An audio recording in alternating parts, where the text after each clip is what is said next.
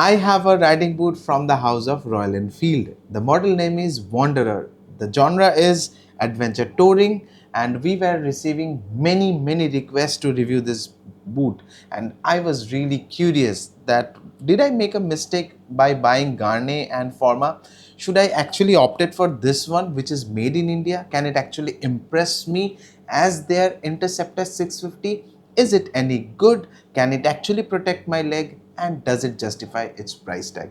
We shall break everything down in today's video, but without any further ado, this is Shinjan. Let's get the video started.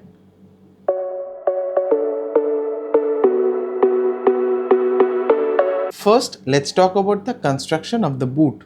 Overall, the boot is completely made out of leather. Is it pure leather? We don't know that because company hasn't mentioned it anywhere that this is made out of pure leather. So we are expecting that this is an artificial high resistance leather material which company has used, and this is a waterproof boot, which means you get a waterproof liner inside, and the waterproof liner works. I have tested it. I have put this boot inside a bucket of water up till here, and the water does not drip in, so which is a great thing. It actually works. In terms of protection, you get here a TPU molded toe cap, and at the back you get a TPU molded heel cap, and here also you are getting this slight PVC patch for extra abrasion resistance, and here you get a PVC patch for your gear shifts, which is great. But you get this in both the feet. I don't know what you will do it with your right feet, this patch,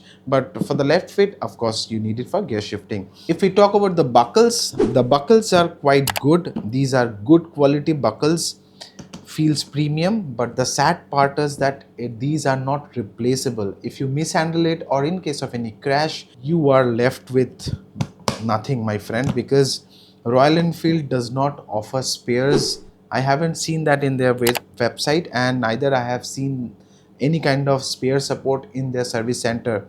And of course, no showroom will entertain you for any kind of spare support, so that's a shame.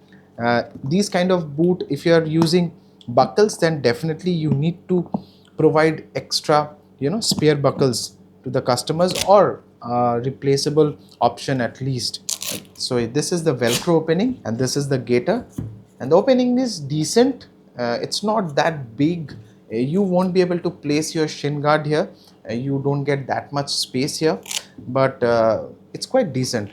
The inner liner is a waterproof liner. You can definitely see that, and the insole is also comfortable. You can easily slide your foot in, and it's quite comfortable. Of course, you won't be expecting this boot to be as comfortable as your sneaker, so it's not that, and it's not trying to be that as well. But don't get yourself fooled by the name adventure touring boot that it will be as comfortable as your adventure motorcycle. So it is not. At the end of the day, it is a riding boot, so it is not that comfortable. Okay, the outer sole is completely made out of TPU and rubber, which makes this boot really lightweight. But how lightweight it is, let's measure. So Royal Enfield Wanderer boot weighs 1 kg 76 grams for one, and pair will weight approximately around 2.2 kgs. It is actually quite lightweight considering it that this is a riding boot. And now if we talk about the safety aspect of this riding boot, then this is a CE level 2 certified riding boot, but this is not CE level 2 throughout. It has got 2, 2, 2, 1. The first 2 is for the height of the riding boot. The second 2 is for the abrasion resistance of the riding boot, which means this artificial leather or whatever it is quite decent.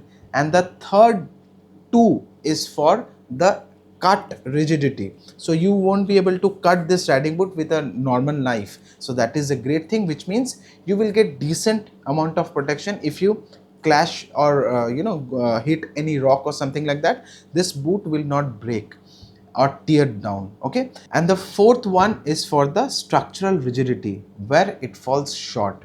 Here, as you can see here, it has got zero protection, and you can actually bend this boot as well. So in terms of protection, it falls really short. Yes, this is a CE level certified boot, but in terms of rigidity, it falls short. The marketing campaign will only tell you that this is CE level certified, but it falls short where it matters, because you are actually willing to purchase a riding boot because you care about your feet, you want protection, right? So this one falls short. So should you buy this riding boot?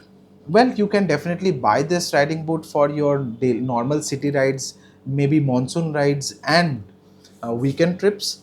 But if you are willing to purchase a riding boot through for highway trips and mountain rides and all, bit of off-roading and all, then definitely you should actually save your some money. If it's out of your affordability currently, then you should save and go for a better motocross or enduro boot. And if you want us to review any other riding boots, leave your comments in the comment section below. And if this video helped you in any way making your purchase decision, then do leave a comment in the comment section below and leave us a like. Until next time, take care, stay good, Godspeed, God bless everyone, peace out, safe ride.